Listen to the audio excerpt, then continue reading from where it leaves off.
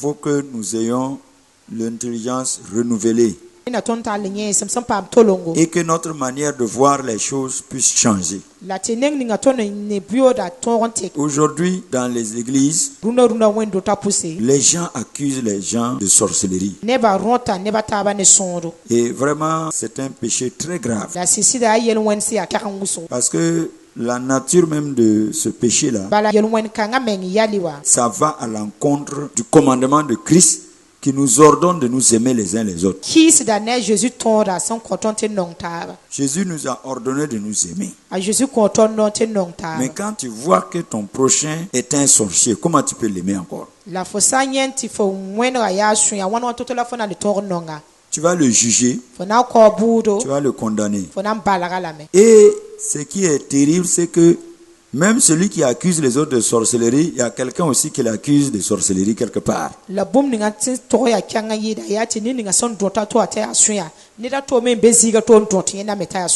Et quand c'est eux qu'on accuse de sorcellerie, maintenant ils sont choqués. Il y a des gens qui croient que avoir le don du Saint-Esprit, c'est révéler les sorciers.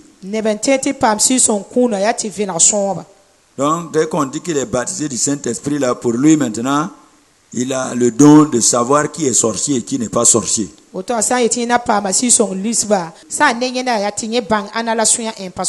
Et maintenant, on accuse tout le monde de sorcellerie. Mais quand vous voyez notre Seigneur Jésus, il n'a jamais dit que quelqu'un est sorcier. Jamais. C'est plutôt les méchants, les ennemis de Jésus qui ont traité Jésus de sorcier.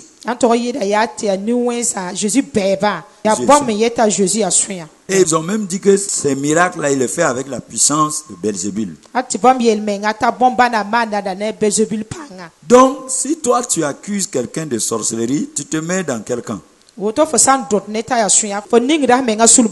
Du côté de Jésus ou du côté des ennemis de Jésus? Du côté des ennemis de Jésus. Et le Seigneur me dit de vous dire clairement, ceux qui font ça iront en enfer. Tous ceux qui accusent les autres de sorcellerie là,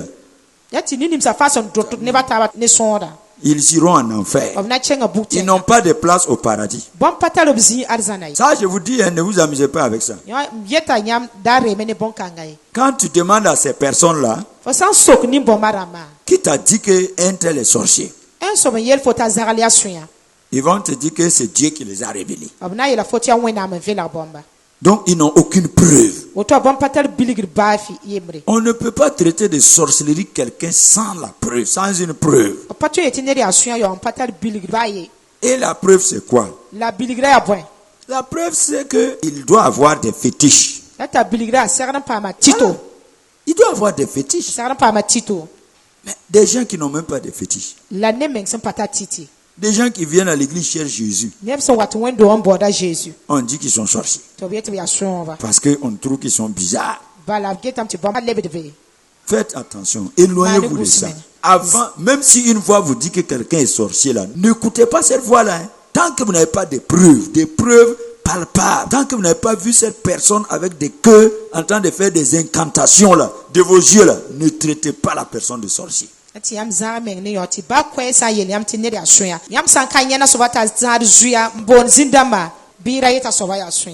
Éloignez-vous de ça.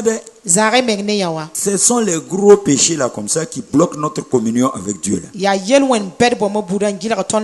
Jésus a dit, pourquoi tu vois la paille qui est dans l'œil de ton frère et le tronc d'arbre qui est dans ta vie là, toi tu ne vois pas.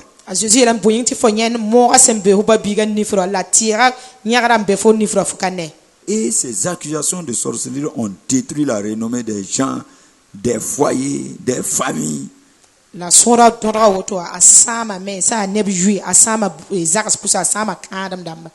Est-ce qu'il est dit que Jésus n'est pas mort aussi pour les sorciers? Est-ce qu'il a dit ça?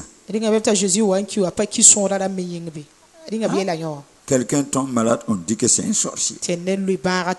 On a écouté les mensonges de nos ancêtres parce qu'à l'époque, comme il n'y avait pas la médecine, beaucoup de gens mouraient en Afrique et on dit que c'est des sorciers alors que c'est problème de santé. Puis Et nos ancêtres maintenant nous disaient que c'est sorcier qui l'a tué. Quelqu'un a mot de tête, c'est un sorcier. Quelqu'un a palu, c'est la sorcellerie. Quand même, finalement, ça devient même une maladie même. Quelqu'un qui voit les sorciers partout là, il n'est pas converti, il n'est pas né de nouveau. Il ira en enfer. Je vous dis la vérité.